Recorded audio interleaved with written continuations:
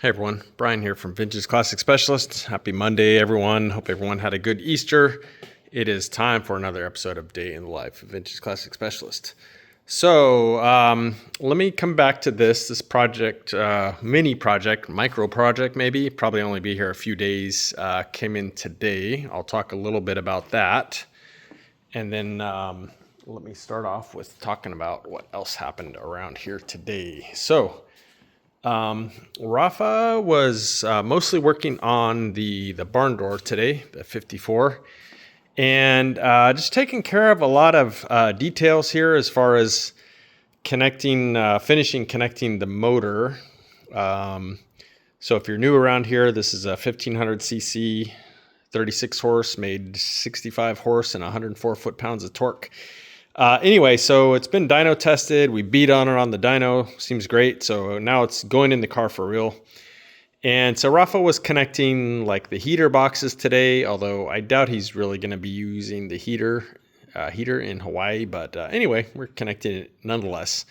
So connecting that. And then, of course, we are having to do a custom choke cable setup here for these side draft SU carburetors on Monaro motors manifolds. Kind of a unique setup, or not unique, but pretty rare, at least here in the States and probably most of the world with the possible exception of Australia, although I don't think it's even super common over there. Anyway, so yeah, pretty much routing the choke cable, and then I'll show you this in more detail when it's done, but basically the choke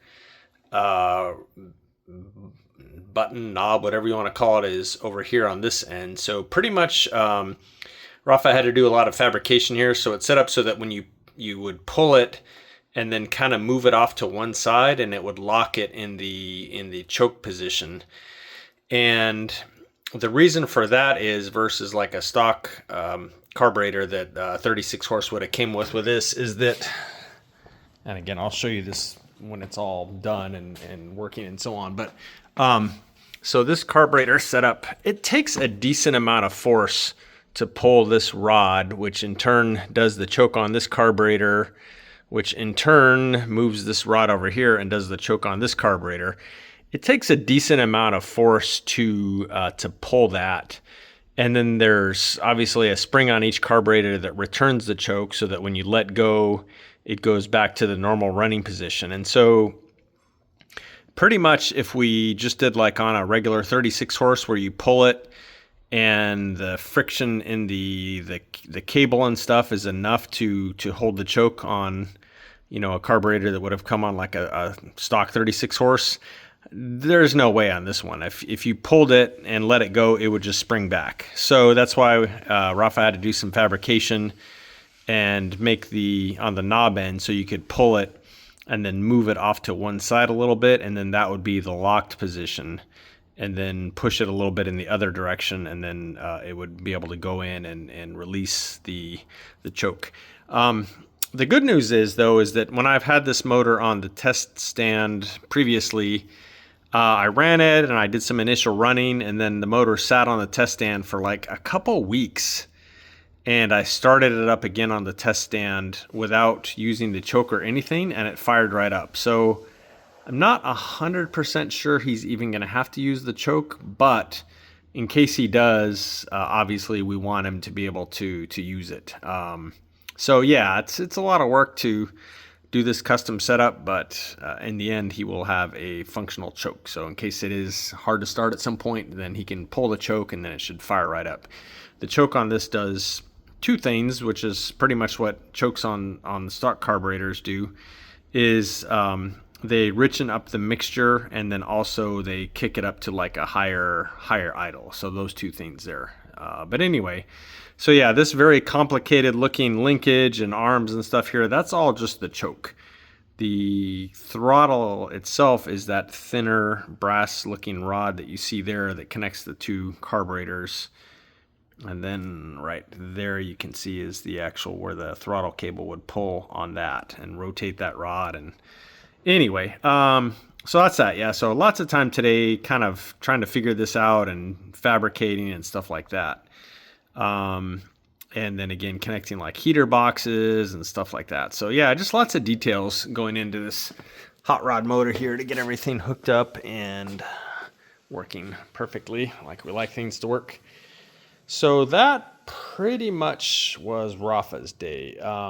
Myself, I worked on the hot rod motor for the Sea Blue 64 some and got a few things done. One is that I had previously taken this dual carb fuel line, which is made for an Okrasa 36 horse motor, and pretty much like rebent the whole thing around to where it would fit on this basically 1700 cc 40 horse motor and with dual Cadron carbs. So today what I did was I went and I brazed on slightly bigger ends onto the main tubing here, because the Cadrons use a bit bigger tubing or hose than this, which is basically like 5 millimeters. So brazed like a step up adapter essentially on each end, so you can see right there where that's brazed on, and then from there it can go with a piece of braided Volkswagen hose, but like the bigger hose that you would use on a 25 horse that have a 7 millimeter hose versus again the 5. And so then from the hard line to the carb, and then this one you can see it coming out here, so that piece of fuel hose will just make kind of a little loop here and go into the barb fitting right there. So that's it. So, you know, again, more time kind of fabricating stuff and brazing and all that good stuff. And then once I got that all figured out, these carburetors are actually for real bolted to the carburetors now. Up until now, they've just been sort of sitting there because I've had them off and on like a million times, but they're bolted on there now. And what else? I went ahead and put in spark plugs today, ran spark plug wires and put them on their respective clips and stuff. This 009 distributor is just a placeholder. And I think I mentioned this the other day, I may go ahead and start this motor up and do the cam brake in and stuff with the 009 on here, because I'm waiting on an 019 from VW NOS, and that's probably going to be a couple weeks out. So I may go ahead and do the cam brake in and everything with this distributor, which is, you know, the distributor is pretty irrelevant when you're doing the cam brake in. So the 009 would be just fine for that. So we'll see. But anyway, that is mainly what happened on this one today. And other than running some errands and so on, I turned my attention to this one. So let's talk about this beautiful Gulf Blue 63 Beetle here for a minute. So somehow, guys, all these one family cars seem to find our shop. So this is another one family car that the current owner, his dad or his parents, bought the car brand new, and it's been in the family ever since. And it's had some work done on it. At some point, the motor was rebuilt. It was in some kind of front end accident at some point, so I think it had the fenders replaced and some paint work and stuff. In fact, I'm not sure if the whole outside of the car has been painted, but for sure some, like the fenders and probably the hood and some stuff up front. But it looks really nice, and it's pretty much just a stock 63 Beetle with still with a 40 horse motor. 63 was a fresh air 40 horse. Go ahead and pop this open, and I need to adjust his back bumper because it does the thing that a lot of Volkswagens do where it hits and you got to kind of step on it to get it past.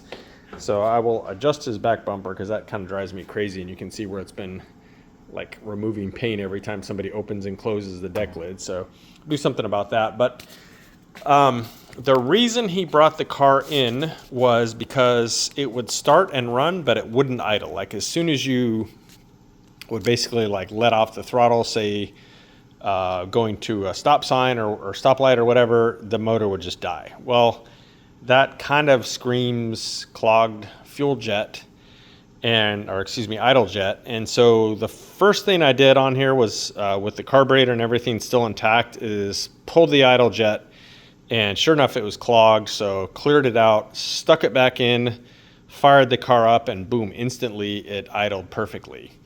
However, carburetors don't just clog themselves, of course. And so not wanting it to just, more or less immediately happen again, I went ahead and pulled the carburetor. And it's probably a good thing because it was full of sediment. And I don't know exactly what the sediment was, but it had a lot in it. So probably would have just been a matter of time before it clogged the idle jet again. So that being the case, went ahead and pulled the carburetor and disassembled it. I've got a rebuild kit coming in the morning, and I'll go through with carburetor cleaner, clean everything out, spotless inside and outside, put it back together. And then I know people are going to start yelling about this fuel filter here. So I will go ahead and get rid of the fuel filter in the engine compartment and put one up underneath the back of the car there by the transmission, and replace that section of fuel line with one without a filter in it, and then again put a filter up under the car, and then that should pretty much take care of any kind of sediment or whatever getting into the carburetor. So other than that, he said go ahead and do an oil change and so on. So I already adjusted his valves and drained the oil and put on new gaskets on the valve covers and on the sump plate, took out his sump screen up underneath there, cleaned it. It actually looked pretty clean, and put all that back together. So yeah, tomorrow I will rebuild the carburetor, put it back on, take care of these fuel hoses. And that, I believe, is it for the motor. I'll check his ignition timing and points and stuff like that while I'm in there. But the only other major-ish thing I'm doing on this car, which is why maybe this is a micro project instead of a mini project, is it has the dreaded broken latch here on the vent wing. So I've got a new latch coming and a new glass to frame seal here. So I'll go ahead and I'll pop this off tomorrow, pull the glass out, drill out the rivets, rivet in a new latch, press the glass back in, and then this will go back on the car and he'll have a functional latch right here. And I think that's really all he wanted me to do. He just wants to be able to drive the car around, kind of putt around town in it, not take it on any huge long adventures or anything like that. So really the main thing was just getting it to where it would idle and run smoothly, and then the latch there on the vent wing, just kind of a bonus thing while it's here, and the tune-up and stuff like that. So yeah, this car will probably be gone in a couple days, unless I run into something very unexpected on it. So but anyway, yeah, another very, very cool one family car here. Again, this is Gulf Blue 63. Other than that, guys, I'm not going to do show and tell on it today, but Renee has been continuing to work, Renee and Raul for that matter, been continuing to work on the white 67 Beetle, and we got a pair of good original front fenders for it today, because the ones that came with the car were in really bad shape, pretty rusted out. And then the passenger door on that car was pretty bad too. Again, I'm talking about the white 67 Beetle. Passenger door was pretty bad, so we actually had a pretty nice 67 Beetle door, and it happened to also be the correct side that we needed. So Renee is starting to work on that door as well. It needs a little rust repair at the bottom, but it's much nicer than the one that was on the car, which honestly looked like somebody had like kicked the door in and then just filled the whole thing in with Bondo. Like literally the Bondo on that door towards kind of the middle here was, probably at least half an inch thick. So they didn't even bother trying to pop it out. They just pretty much Bondoed over the whole thing on that passenger door on the 67 Beetle. So yeah, we found a donor that we're using, a donor door that we'll use instead.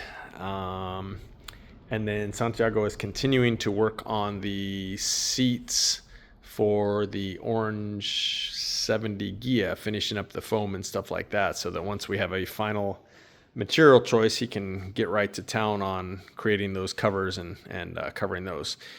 So guys, that is it for today. Thank you all very much for watching, and we'll see you again tomorrow. Bye.